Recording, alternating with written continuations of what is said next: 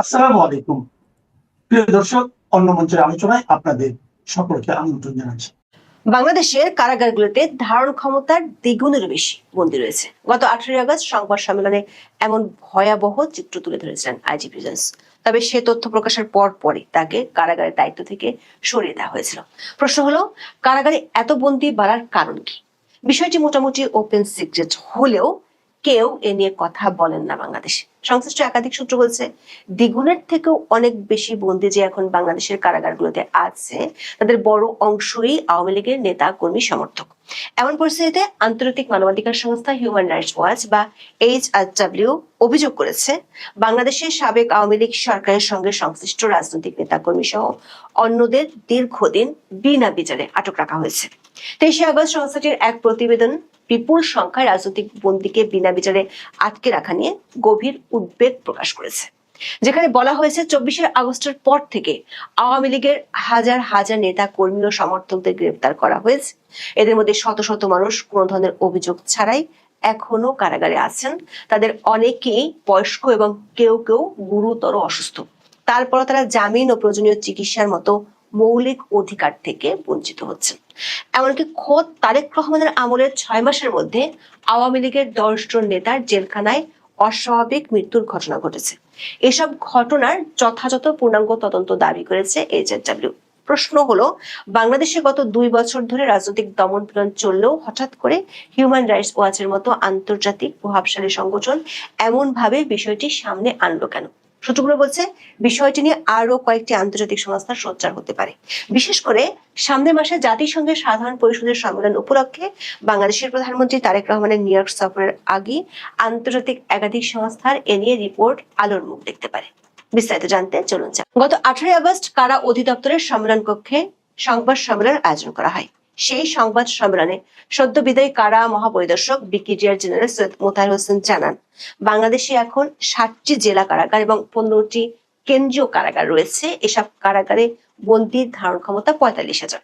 এর বিপরীতে বর্তমানে বন্দীর সংখ্যা 98,000, যার অর্থ হলো ধারণ ক্ষমতার দ্বিগুণের বেশি বন্দী আছে দেশটির কারাগারগুলোতে। এমন পরিস্থিতিতে কি ধরনের সমস্যা হচ্ছে সেটিও জানিয়েছিলেন ব্রিগেডিয়ার জেনারেল সৈয়দ মোতাহার হোসেন। বলেছিলেন, ধারণ ক্ষমতার সমস্যার কারণে অনেক দুর্ধর্ষ আসামিকে আলাদা করে রাখা যাচ্ছে না।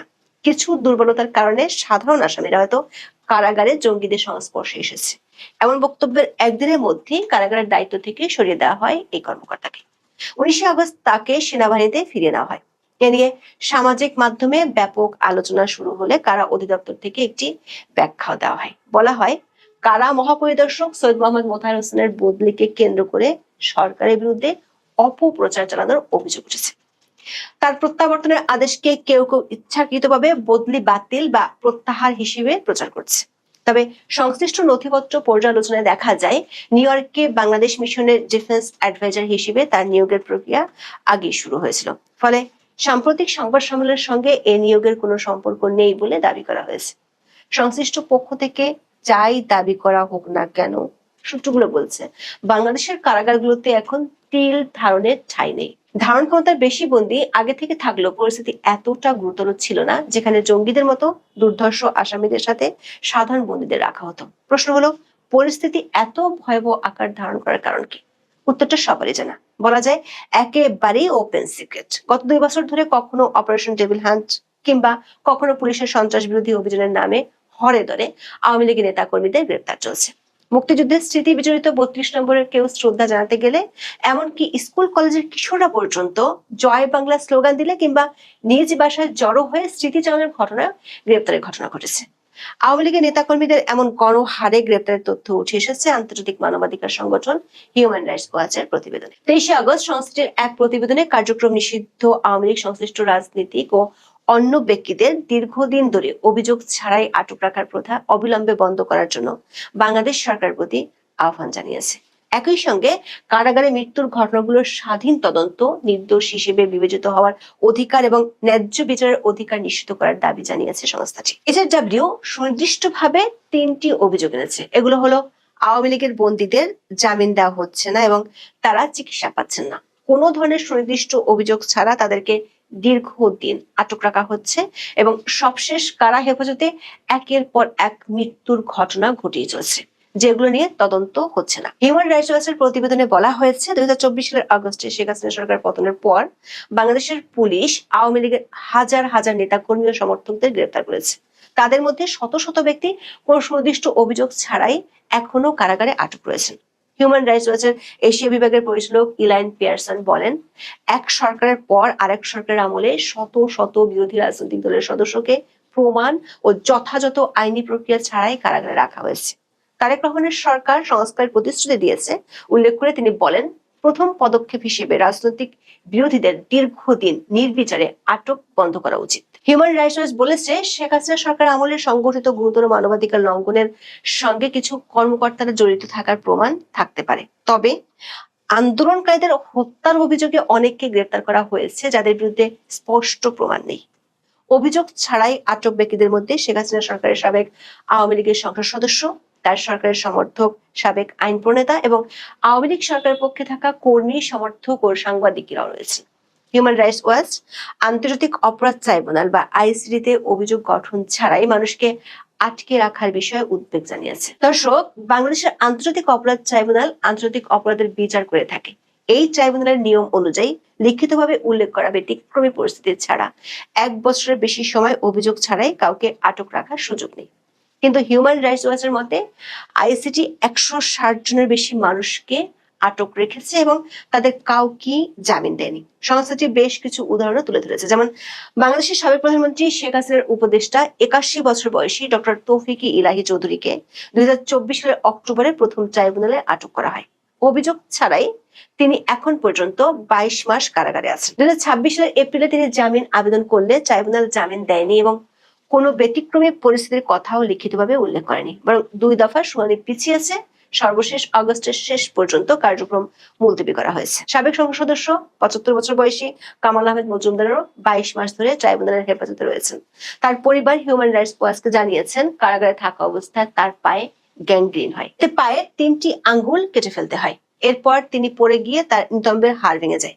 জুলাই আইসিটি তার জামিন আবেদন নাকচ করে। ভুক্তভোগীদের অনেক পরিবার অভিযোগ করেছে আটক স্বজনেরা পর্যাপ্ত চিকিৎসা পাচ্ছেন না। 75 বছর বয়সী শাহরিয়ার কবির দীর্ঘদিনের বিভিন্ন শারীরিক সমস্যা ভুগছেন এবং তার হুইল চেয়ার প্রয়োজন বলে তাকে মুক্তির দাবি জানিয়েছেন অধিকার কর্মীরা। 71 বছর বয়সী RAM ওবায়দুল মুক্তাদির চৌধুরীও অভিযোগ ছাড়াই 22 মাস ধরে আটক রয়েছেন। তার গুরুতর হৃদরোগের সমস্যা রয়েছে। HRW তাদের প্রতিবেদনে অভিযোগ করেছে, আওয়ামী লীগের নেতা কর্মীদের জামিন যেমন দেওয়া হচ্ছে না, তেমনি তাদের ভাগ্যে চিকিৎসার সুবিধাও মিলছে না। আটক ব্যক্তিদের পরিবার ও আইনজীবীরা অভিযোগ করেছেন, তাদের অনেকেই বয়স্ক বা নানা শারীরিক সমস্যায় ভুগছিলেন, কিন্তু তারা জামিন ও প্রয়োজনীয় চিকিৎসা সেবাও পান না। HRW বলেছে, যেসব মামলায় কোনো প্রমাণ উপস্থাপন করা হয়নি সেসব ক্ষেত্রে প্রসিকিউশন বারবার জামিনের বিরোধিতা করেছে। নিম্ন আদালতগুলো নিয়মিত জামিন আবেদন নাকচ করেছে বলে অভিযোগ সংস্থাটির। এছাড়া উচ্চ আদালত থেকে জামিন পাওয়ার পরও কর্তৃপক্ষ নতুন মামলা করে মুক্তি ঠেকিয়েছে বলে অভিযোগ করেছে HRW। সংস্থাটি সাবেক প্রধান বিচারপতি ABM খায়রুল হকের মামলার উদাহরণ দিয়েছে। 82 বছর বয়সী খায়রুল হককে 2025 সালের 24 জুলাই একজন আন্দোলনকারীকে হত্যার অভিযোগে গ্রেপ্তার করা হয়। পরে দুর্নীতির অভিযোগ সহ আরো 4টি মামলায় তাকে গ্রেপ্তার দেখানো হয়। উচ্চ আদালত এসব মামলায় জামিন দিলেও মুক্তির আগে পুলিশ তার বিরুদ্ধে নতুন মামলা করে বলে HRWর অভিযোগ। এক ঘটনায় পুলিশ দাবি করে 10 কিলোমিটারের বেশি দূরত্বে অবস্থিত 2টি পৃথক হত্যাকাণ্ডের ঘটনাস্থলে একই সময় তিনি উপস্থিত ছিলেন। শেষ পর্যন্ত আপিল বিভাগের হস্তক্ষেপে 19 আগস্ট খায়রুল হক মুক্তি পান। HRW বলেছে, কারাগারে থাকার পুরো সময়ে তার বিরুদ্ধে কোনো মামলায় আনুষ্ঠানিক অভিযোগ গঠন করা হয়নি। অন্য কয়েকজন আটক ব্যক্তির আইনজীবীরা সংস্থাটিকে জানিয়েছে, এখন তারা তাদের মক্কেলদের জামিনের আবেদন না করার পরামর্শ দিচ্ছে, কারণ মুক্তি নিশ্চিত হলে পুলিশ নতুন মামলা দিতে পারে বলে তাদের আশঙ্কা। অনেক পরিবার অভিযোগ করেছে, আটক স্বজনেরা পর্যাপ্ত চিকিৎসা পাচ্ছেন না। হিউম্যান রাইটস ওয়াচ বলছে, আন্তর্জাতিক মানবাধিকার আইন অনুযায়ী কিছু ক্ষেত্রে বিচার শুরুর আগে কাউকে কারাগারে রাখা বা শর্ত সাপেক্ষে মুক্তি দেওয়ার সুযোগ রয়েছে, তবে এটি নিয়ম নয়, ব্যতিক্রম হওয়া উচিত। প্রতিটি ব্যক্তির ক্ষেত্রে আলাদাভাবে আটক রাখার প্রয়োজনীয়তা ও বৈধতা যাচাই করা উচিত। সংস্থাটির মতে, একজন বিচারক বা সমাধান কর্তৃপক্ষের মাধ্যমে প্রত্যেক আটক ব্যক্তির আটকাদেশ পর্যালোচনা করা প্রয়োজন। কাউকে আটক রাখা হলে দ্রুত বিচার নিশ্চিত করতে হবে, অন্যথায় তাকে মুক্তি দিতে হবে। বিচার শুরুর আগের যে কোনো বিধিনিষেধ, ব্যক্তি স্বাধীনতা, নির্দোষ হিসেবে বিবেচিত হওয়ার অধিকার এবং আইনের দৃষ্টিতে সমতার অধিকারের সঙ্গে সামঞ্জস্যপূর্ণ হতে হবে। HRW একটি গুরুতর অভিযোগ হলো, গত 2 বছর ধরে কারাগারে থাকা অবস্থায় অনেক আওয়ামী লীগের নেতা কর্মী মারা যাচ্ছেন, যেটি ঘটছে বিএনপি সরকার ক্ষমতায় আসার পরও। সংস্থাটির তথ্য মতে 2026 সালের ফেব্রুয়ারিতে তারেক রহমান প্রধানমন্ত্রীর দায়িত্ব নেওয়ার পর থেকে অন্তত 10 জন আওয়ামী লীগ নেতা কারাগারে মারা গেছেন। তাদের বেশিরভাগের বিরুদ্ধে কোনো অপরাধে জড়িত থাকার আনুষ্ঠানিক অভিযোগ গঠন করা হয়নি। সাবেক আওয়ামী লীগের সংসদ সদস্য 85 বছর বয়সী রমেশ চন্দ্র সেনকে 2024 সালের আগস্টে 3টি হত্যা মামলা ও একটি বিস্ফোরক মামলায় গ্রেপ্তার করা হয়। তিনি 2026 সালের 7 ফেব্রুয়ারি মৃত্যুর আগ পর্যন্ত কারাগারে ছিলেন। তার পরিবারের দাবি, তাকে যথাযথ ঔষধ দেওয়া হয়নি এবং জামিনও দেওয়া হয়নি। একই ধরনের উদ্বেগ রয়েছে জামালপুর জেলা আওয়ামী লীগের সদস্য 65 বছর বয়সী SM জিয়াউল হক জিয়ার মৃত্যুর ঘটনাতেও। 6 জানুয়ারি তাকে আটক করার সময় তিনি অসুস্থ ছিলেন। জামিন না পাওয়ার পর 14 এপ্রিল তিনি মারা যান। হিউম্যান রাইটস ওয়াচের এশিয়া বিষয়ক পরিচালক ইলাইন পিয়ারসন বলছেন, অভিযোগ গঠনের আগে বয়স্ক ব্যক্তিরা কারাগারে মারা যাচ্ছেন, এমন একটি বিচার ব্যবস্থা প্রাক বিচার আটককে যে ব্যতিক্রমী ব্যবস্থা হিসেবে বিবেচনা করা উচিত তা করছে না। বাংলাদেশ সরকার উচিত তাদের আমলে কারাগারে ঘটে যাওয়া সব মৃত্যুর স্বাধীন তদন্তের নির্দেশ দেওয়া এবং অভিযোগ ছাড়াই দীর্ঘ সময় ধরে নির্বিচারে মানুষকে আটক রাখা বন্ধ করা। একাধিক সূত্র বলছে, বাংলাদেশের রাজনৈতিক এই দমন পীড়ন ও নির্যাতনের অভিযোগে আরো বেশ কয়েকটি আন্তর্জাতিক সংস্থা তাদের প্রতিবেদন তুলে ধরতে পারে। আগামী 21শে সেপ্টেম্বর জাতিসংঘের সাধারণ পরিষদের সম্মেলনে যোগ দিতে বাংলাদেশের প্রধানমন্ত্রী তারেক রহমান নিউ ইয়র্কে যাবেন। তার আগেই একাধিক আন্তর্জাতিক মানবাধিকার সংস্থা এসব রিপোর্ট প্রকাশ করতে পারে। সংশ্লিষ্ট সূত্রগুলো বলছে, বাংলাদেশে বিএনপি সরকার ক্ষমতায় আসার পর থেকে আইন শৃঙ্খলা পরিস্থিতির অবনতি হওয়ার ব্যাপারটা বেশ দৃশ্যমান। বিশেষ করে ভয়াবহ রকমের খুনের ঘটনা বাড়ছে। গত 3 মাসে দেশটিতে খুনের নথিভুক্ত মামলা 934টি, যার অর্থ হলো গড়ে প্রতি মাসে খুনের মামলার সংখ্যা 311। অনেক ক্ষেত্রে আসল অপরাধী ধরতে ব্যর্থ হওয়ার পর পুলিশের বিরুদ্ধে নাটক সাজানোর অভিযোগ উঠে আসছে।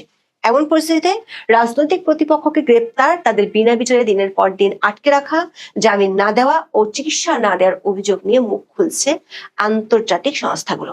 বিষয়টি আন্তর্জাতিক ক্ষেত্রে বর্তমান বিএনপি সরকারকে বেশ চাপের মুখে ফেলতে পারে, এমন আশঙ্কা করছেন সংশ্লিষ্টরা। এখন এ পর্যন্ত, সবাই ভালো থাকুন, সুস্থ থাকুন, নিরাপদে থাকুন।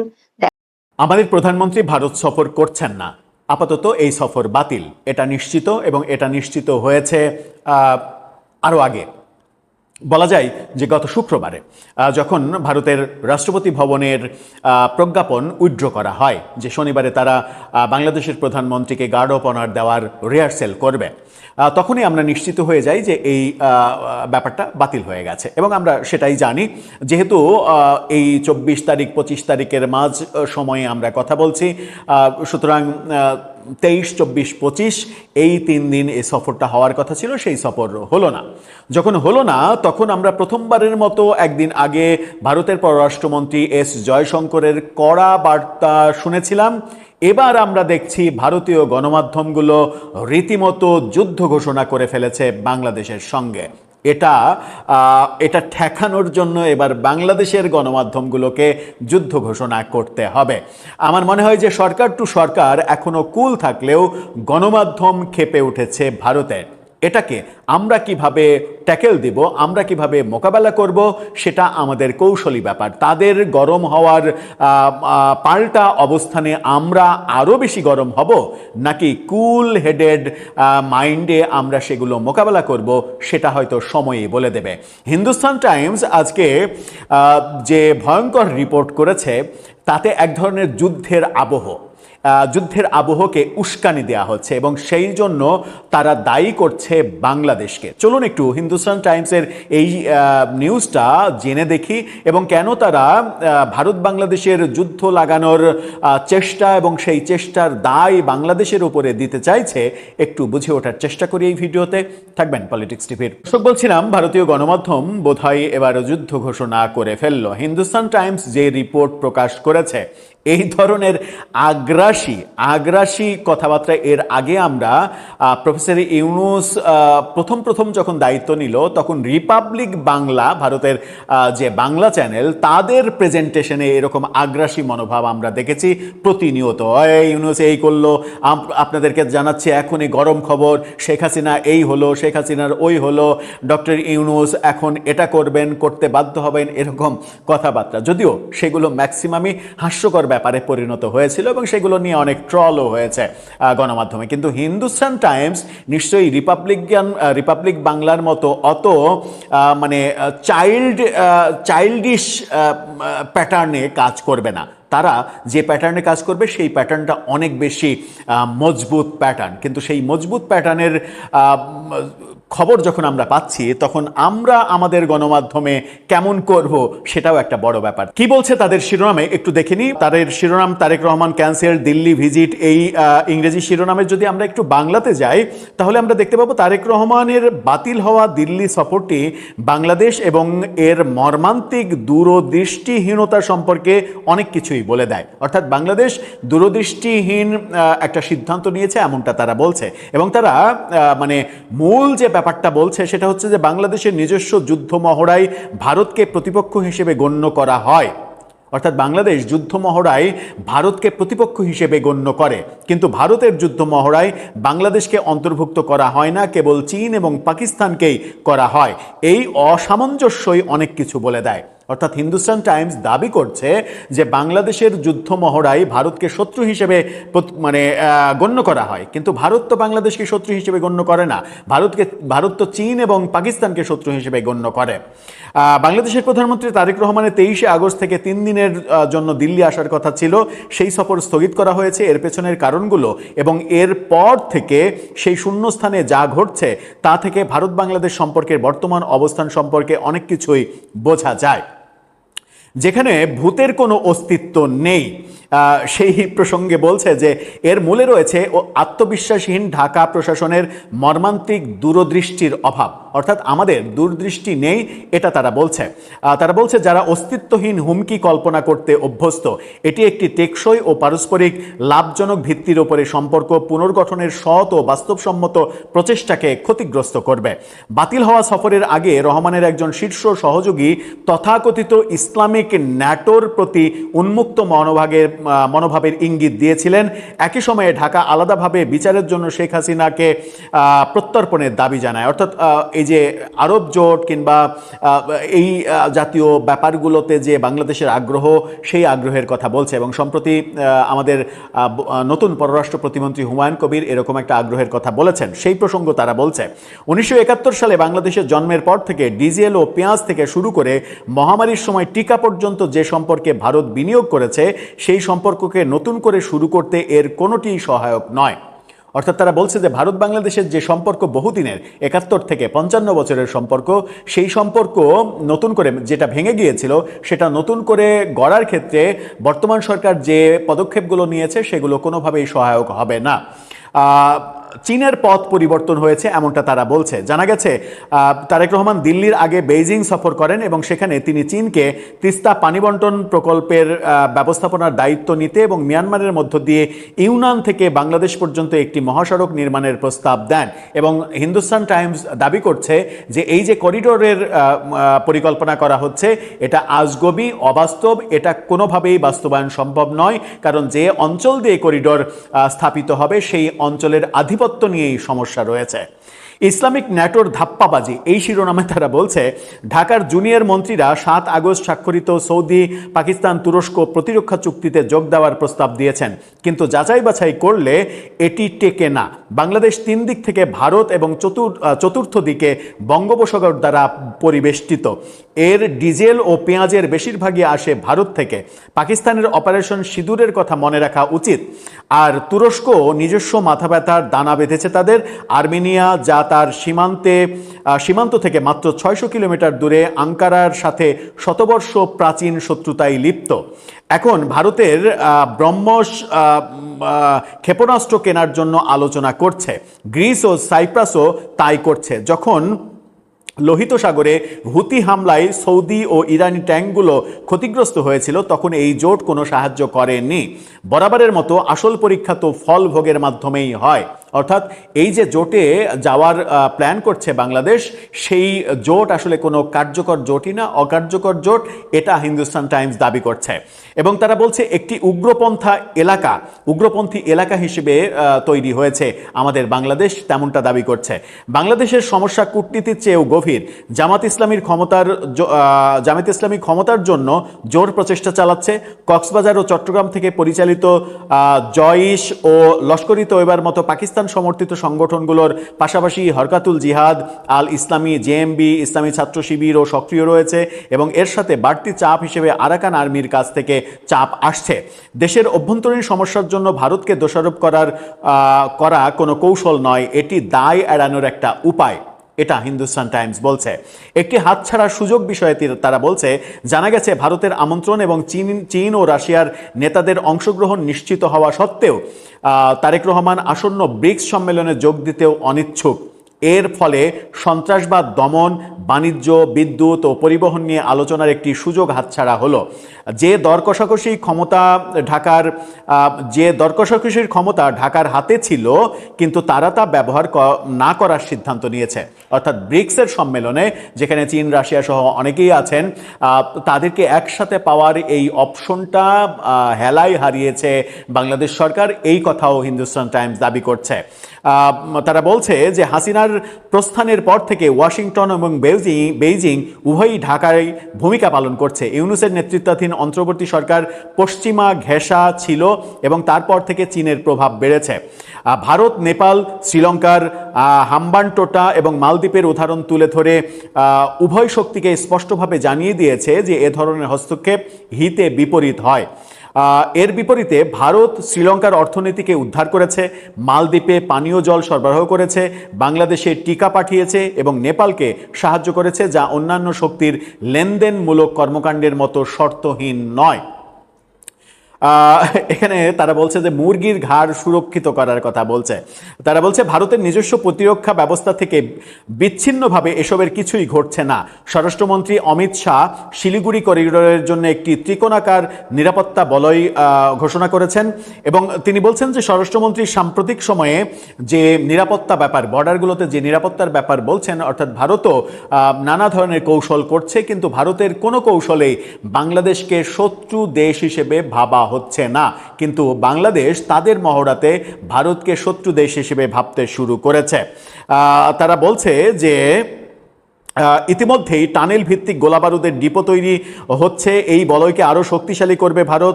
তথাকথিত মুরগির গলার মতো এই বলয়কে প্রয়োজনে হাতির গলার মতো চওড়া করা যেতে পারে, যার জন্য কামান, বিমান শক্তি এবং ক্ষেপণাস্ত্রের সুরক্ষা ব্যবস্থা ইতিমধ্যেই প্রস্তুত করেছে এবং সবগুলোই পাকিস্তান এবং চীন কেন্দ্রিক। বাংলাদেশ কেন্দ্রিক কোনো প্রস্তুতি ভারতের নেই, এমনটা দাবি করছে। বাংলাদেশের নিজস্ব যুদ্ধ মহড়ায় ভারতকে প্রতিপক্ষ হিসেবে দেখানো হয়। ভারতের যুদ্ধ মহড়ায় বাংলাদেশকে একবারের জন্য তা অন্তর্ভুক্ত করা হয় না, কেবল চীন এবং পাকিস্তানকেই শত্রু ভাবা হয়। এই অসামঞ্জস্যই অনেক কিছু বলে দেয়। ঢাকার উচিত শান্ত হওয়া, উগ্রবাদ সমস্যার সমাধান করা এবং ৭১ সাল থেকে ভারতের দেওয়া প্রস্তাবটি গ্রহণ করা আধিপত্য নয়, বরং অংশীদারিত্ব। আমার মনে হয়েছে গত ২ বছরে ভারতীয় গণমাধ্যম, মানে ভারতের প্রতিষ্ঠিত গণমাধ্যমে যত নিউজ প্রকাশিত হয়েছে, ডক্টর ইউনূসের আমলেও এরকম থ্রেট দেওয়া নিউজ ভারতের গণমাধ্যমে খুব একটা আমরা দেখিনি। ভারত সরকার যখন এখনো খুবই কুল হেডে ব্যাপারগুলোকে তারা পর্যবেক্ষণ করছে, হ্যান্ডেল করছে, তখন ভারতীয় গণমাধ্যম ক্ষেপে যাচ্ছে।